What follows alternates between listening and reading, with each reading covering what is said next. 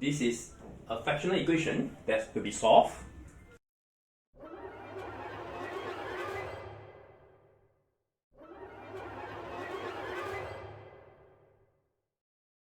It is possible to solve this fractional equation by multiplying each of the term 15x squared and transform it to be a polynomial equation of degree 4. But in this case, we are not going to solve in that particular way. In fact, we are going to multiply each of the term by a magic term that is 15.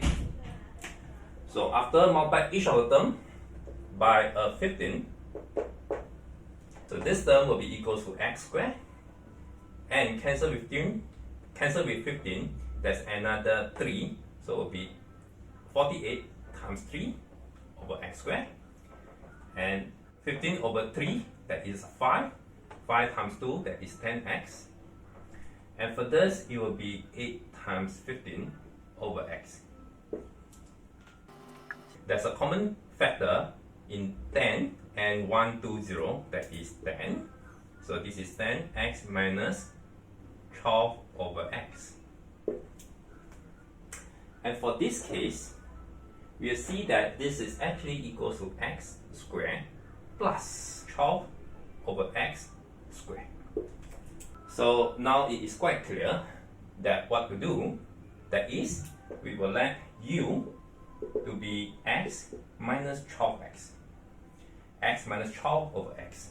And therefore u squared will be equal to x squared minus 24 plus 12 over x squared.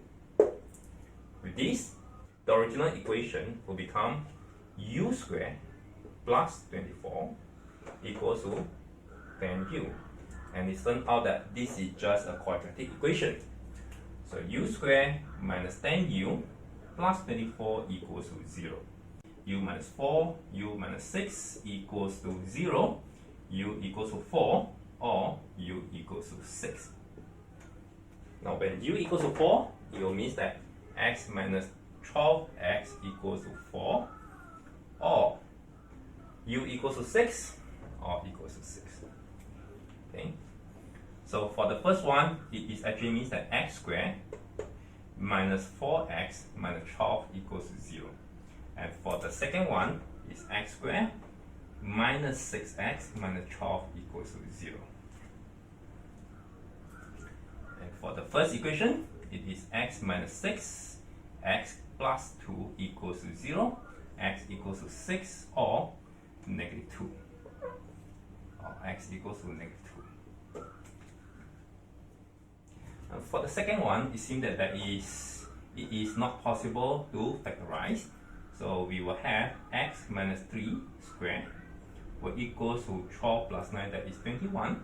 So x will equal to 3 plus minus square root of 21. And therefore, we have the answer, x equals to 6, x equals to negative 1, x equals to 3 plus minus square root of 21. That's all for this question. See you again. Bye-bye.